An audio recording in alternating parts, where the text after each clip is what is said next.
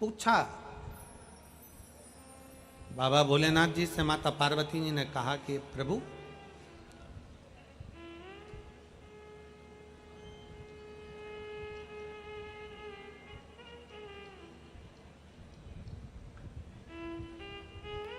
आपने मेरे लिए कामदेव को भस्म करा, मुझसे विवाह करने के लिए आपने कामदेव को भस्म करा।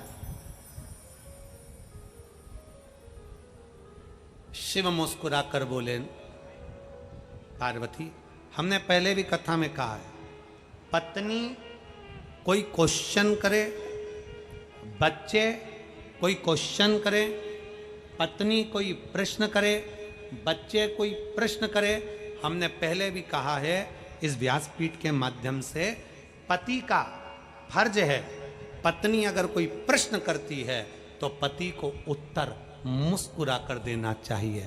पर आज के जमाने में उल्टा है, पत्नी प्रश्न करती है और पति का पारा चढ़ जाता है।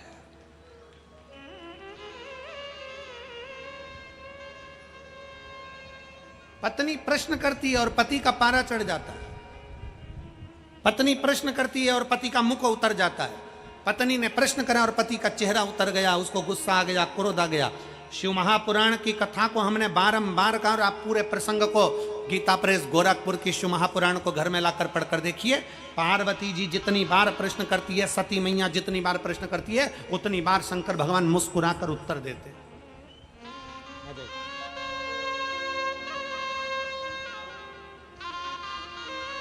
जितनी बार माता पार्वती जी ने प्रश्न किया, जितनी बार माता सती ने प्रश्न किया, पार्वती जी के प्रश्न, सती मैया के प्रश्न, शंकर जी मुस्कुराकर उत्तर देते, शिव मुस्कुराकर बोलते।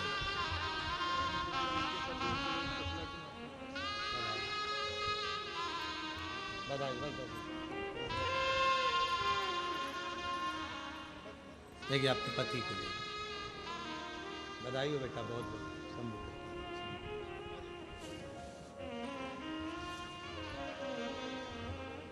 माता पार्वती जी ने प्रश्न किया काशी की पवित्र धरा पर।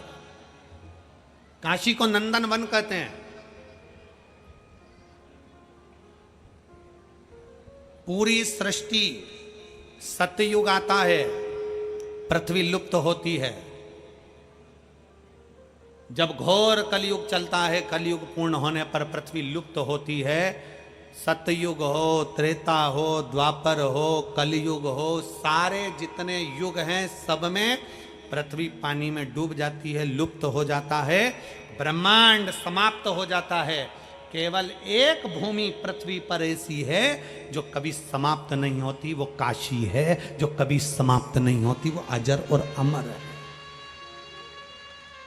अभिमुक्त भूमि, नंदनवन की भूमि काशी।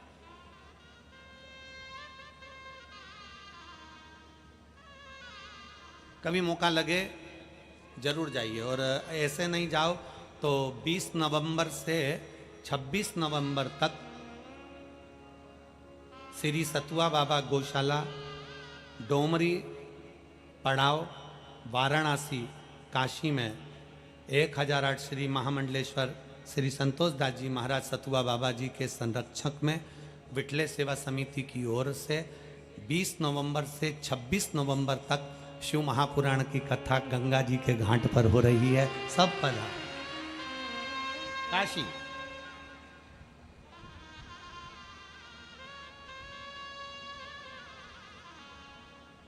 और जो काशी के यजमान बनना चाहें सो वो सीहोर संपर्क जरूर करें। उसमें आप बैठो, आनंद लो, कथा का तत्व ग्रहण।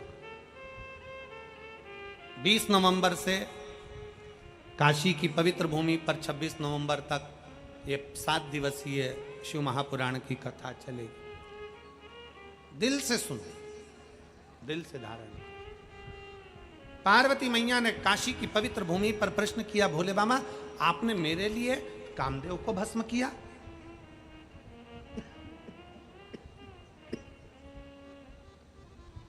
आपने मेरे लिए कामदेव को भस्म किया। शंकर भगवान बोले, सुन पार्वती, मैंने तेरे लिए नहीं, मैंने तेरे लिए कामदेव को भस्म नहीं किया, तो फिर किसके लिए?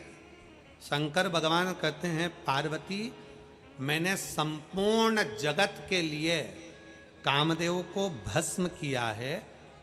भस्म करने का केवल एक कारण है कि पार्वती मेरी तप साधना कर रही है, पार्वती मेरी आराधना कर रही है, और पार्वती मेरी तप साधना कर रही है तो वो पार्वती की तप साधना का फल मैं दूं, उससे पहले मैं कामदेव को भस्म कर देता हूं। सुन पार्वती, संसार के लोगों को मैं दिखाना चाहता हूं कि जब मैं एक क्षण में काम को भस्म कर सकता हूं, तो तू मुझे अगर भज रहा है, भक्ति कर रहा है शिव की, तो मैं तेरे दुख को भी एक क्षण में भस्म कर सकता हूं। एक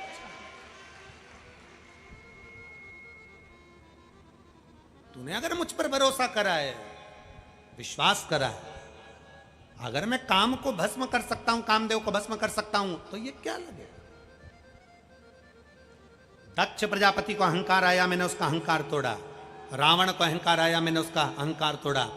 भस्मासुर को अहंकार आया, मैंने उसका अहंकार तोड़ा। कंस को अहंकार आया, मैंने उसका अहंकार तोड़ा। अंधकासुर को अहंकार आया, मैंने उसका अहंकार तोड़ा। हिरण्यकशिपु को अहंकार आया, मैंने उसका अहंकार तोड़ा। हिरण्याक्ष को अहंकार आया, मैंने उसका अहंकार तोड़ा। शंकर कहते हैं जो अहंकार रख कर मेरे पास में आता है, मैं उसके अभिमान को तोड़ देता हूं। और कितना अभिमान था दक्ष प्रजापति को।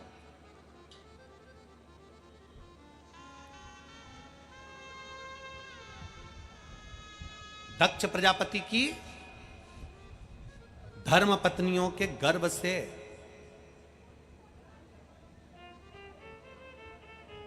कई कन्याओं का जन्म हो गया, कई कन्या। कहते 84 पुत्रियों का जन्म हुआ था, बेटियों का। 83 कन्या जन्म लेने के बाद भी दक्ष प्रजापति ने जगदम्बा की आराधना करी थी। और दक्ष प्रजापति ने जगदम्बा की आराधना करी और मां भवानी से, मां दुर्गा भवानी से वर मांगा। दुर्गा जी ने कहा मांग दक्ष प्रजापति, तुझे क्या चाहिए? दक्ष प्रजापति ने कहा मुझे वर देना चाहती हूं मां, तो मेरे घर में एक बेटी का और जन्म हो जाए। 83 लड़की का जन्म हो चुका था, 83।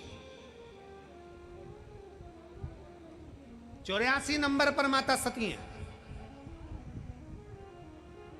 मेरे घर में एक बेटी का और जन्म हो जाए। दुर्गा भवानी ने कहा, जगदम्बा ने। अब जरा विचार करिए, अपने घर में अगर 2-4 बेटी हो जाए ना, तो आधे से ज्यादा तो घर के लोग दिमाग खा जाए। 4 बेटी हो गई, 3 बेटी हो गई, एक बेटा नहीं हुआ, बेटा नहीं हुआ, बेटा नहीं हुआ।